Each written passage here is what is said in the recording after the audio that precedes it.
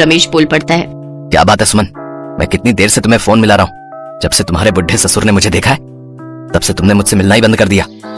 अरे उस बुढ़े को मार कर फेंक क्यों नहीं देती?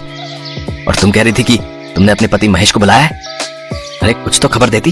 तुमसे मिले बिना मुझे चैन नहीं पड़ रहा है। मुझे तुमसे आज ही मिलना है। अब मैं तुम्हारे बिना नहीं रह सकता। तुम आज शाम को ही मुझसे मिलने आ रही हो बस। रोशन जैसे ही फोन रखता है महेश थोड़ी देर के लिए सदमे में आ जाता है। उसने वो सब अपने कानों से सुन लिया था जिसके ऊपर वो कभी भी यकीन नहीं करना चाहता था।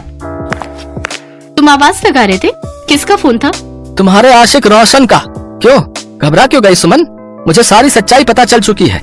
मैंने तुम्हारे कहने पर अपने पिता को घर से बाहर निकाल दिया। मैं तुम्हें अब इस घर में नहीं रहने दूंगा।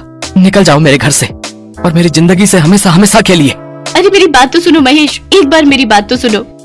सुमन गुस्से में महेश के सिर पर बराबर में रखा डंडा मार देती है। तभी महेश के पिता जानकी दास आ जाते हैं। इंस्पेक्टर साहब, मेरी बहू मेरे बेटे को जान से मारना चाहती थी। इसे ले जाइए और ऐसी सजा दीजिए कि आज के बाद ये किसी का भी घर बर्बाद न करे। मुझे छोड़ दो महेश, मुझे माफ कर दो। इसे ले जाइए इंस्पेक्टर साहब। पिताजी मुझे माफ कर दीजिए, मैंने आपके साथ बहुत बुरा सलूक किया। सुमन को पुलिस पकड़कर ले जाती है। पुलिस रोशन की तलाश में बहुत दिनों से थी। रोशन को भी पकड़ लिया जाता है। वो एक नामी बदमाश था। उसके बाद महेश अपने पिता को लेकर शहर आ जाता है। उसे अफसोस था कि काश सुमन जैसी धोखेबाज लड़की से 1 साल पहले उसकी शादी ना हुई होती तो आज उसे ये दिन न देखने पड़ते। पर जब अपने पिता का हाथ वो अपने कंधे पर रखा देखता है तो उसे तसल्ली हो जाती है कि कहीं न कहीं आज उसके साथ गलत होने से बच गया था।